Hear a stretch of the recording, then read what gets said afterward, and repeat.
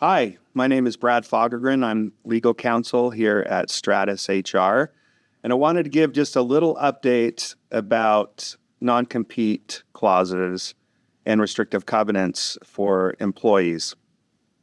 If you recall, last year, the FTC implemented a ban on non-compete agreements, and that was to go into effect in the fall of 2024.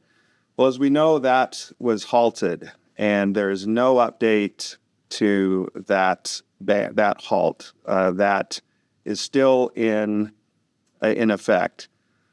So what does that mean? That means that the states are looking at these non-competes and looking at them on a state level. So couple of things. There are states that say that non-competes are not enforceable, they're void, they're not allowed. There are states that are now saying that you have to qualify with a certain wage for that to be enforceable. In other words, you'd have to, say, earn over $75,000, and anyone below $75,000 would be unenforceable.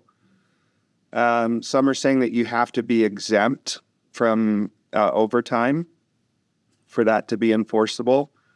And some are just, most of the states, however, are kind of looking at this and they want to make sure that the non-competes are reasonable and the courts decide that. So when we're looking at that and doing an assessment, we want to make sure that non-compete agreements are protecting legitimate business reasons, that there are trade secrets or proprietary information that is necessary to protect the company, and that's why the non-compete is there.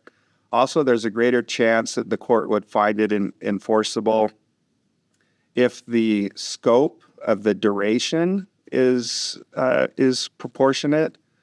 Utah, for example, allows for non-compete agreements to be 12 months or less. Some states will allow that to be up to 2 years, but the more fair that appears to the court, the better chance that that's going to be enforceable.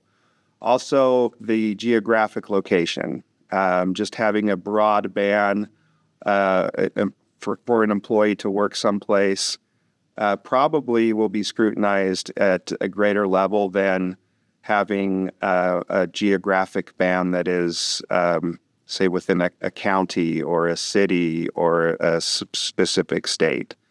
So any questions, please reach out to your Stratus HR representative, and we'll be happy to talk this through. Thank you.